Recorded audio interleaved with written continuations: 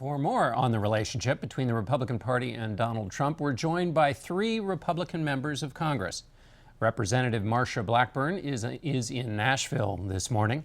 Peter King is on Long Island. And the first House member to support Donald Trump, Chris Collins of New York, joins us here in Washington. Good to be with you, John.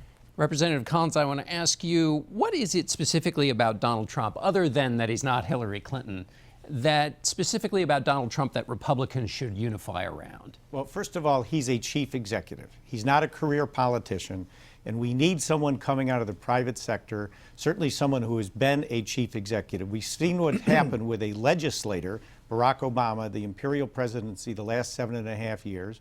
And the reason I threw my weight behind and my support behind Donald Trump 11 weeks ago, when it was Ted Cruz, Marco Rubio, and Donald Trump, he was the only chief executive, and I feel like that's a very important attribute with everything this nation is facing. So that's what drove me there, coupled with his issues on trade.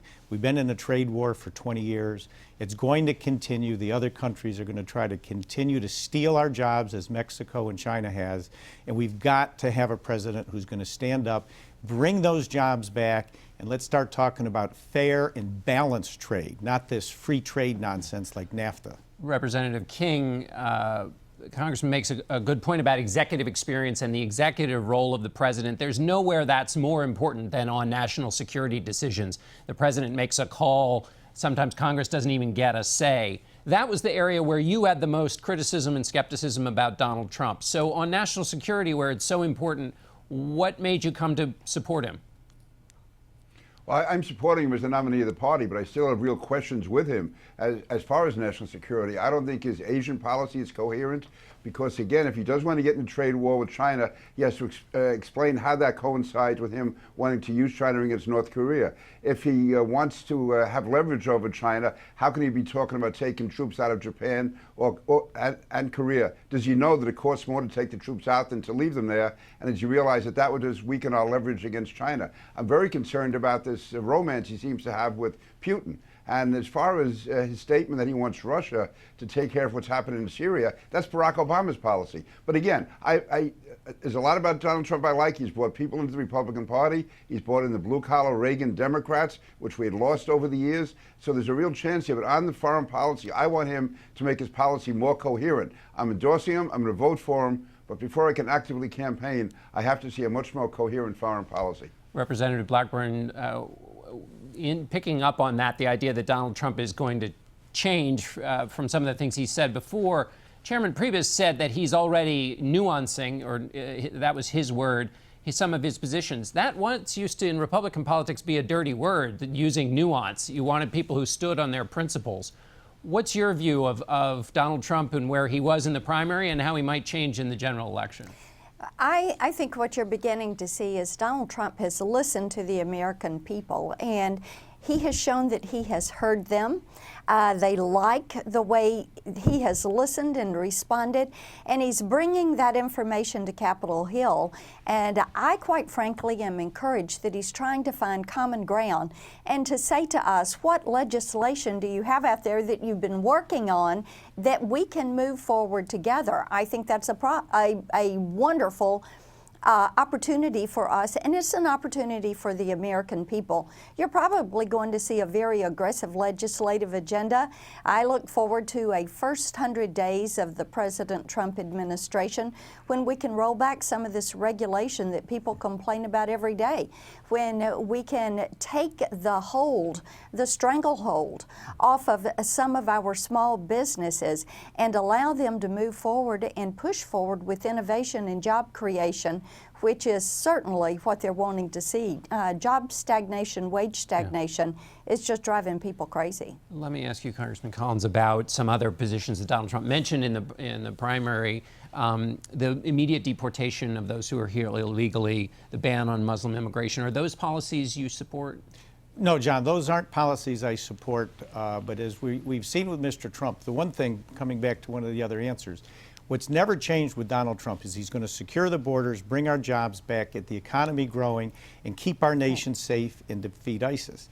That's something he's been talking about for a year, and that's not going to change. He is reaching out to Congress. He's reaching out to our committee chair. Half of our committee chairmen, have now endorsed Mr. Trump. And he's asking for their input on tax reform. He's asking their input on transportation and infrastructure.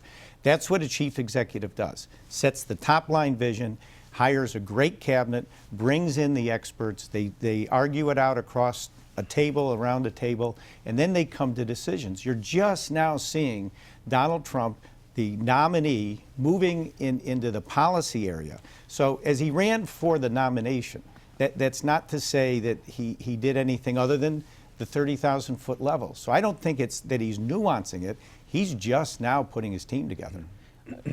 Representative King, I want to ask you a political question now, which is about women voters. Do you think that Donald Trump has an issue that he has to fix with women voters?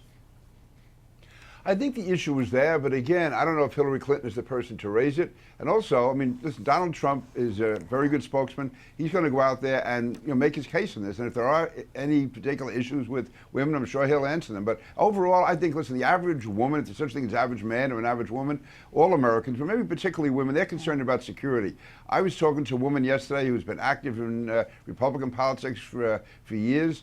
And her view was whether or not she likes or dislikes Donald Trump, she's concerned about her kids staying alive. She's concerned about security. She lives in New York. She saw 9/11, and she never wants to see that repeated again. And that's why she does believe that Donald Trump is a guy who will have the guts to stand up and do what has to be done. I just want him to fill in the details. But I think if he can show women and men, but especially suburban mothers, that he is going to defend us, if he's going to keep us strong, then that's what they are most concerned about. The economy, jobs, but also security, so their kids are not killed by terrorists. Representative Blackburn, I want to ask you about Paul Ryan. The previous speaker was getting a lot of grief for not standing up and sticking to principle. Paul Ryan says he has issues with Donald Trump at the moment, doesn't want to come to a unified position yet. Shouldn't he be praised for that, for standing on principle? I think you're going to see Paul Ryan move very, very quickly toward working with Donald Trump and unifying the Republican Party. And quite frankly, John, I think we're going to have the most dynamic campaign this fall that we have had in decades. You have millions of new voters that have come to the Republican Party. You have people who are saying, let's build a bigger tent, let's bring people in, let's address these problems. As Peter said, national security. Chris said jobs and economic security, and I'll add a third one, retirement security. Those are the three top issues that we are hearing about. It doesn't matter if it's male or female. What they know is Hillary Clinton is a lying, cheating, stealing type woman, and what they've got in Donald Trump is a can-do man who says, we're going to get in behind and fix it. Don't know exactly how, but let's be a great team and let's get it done. That's what they want. All right, we're going to have to end it there. Thanks to all of you. And we'll be back in a moment. Thank you. Sure.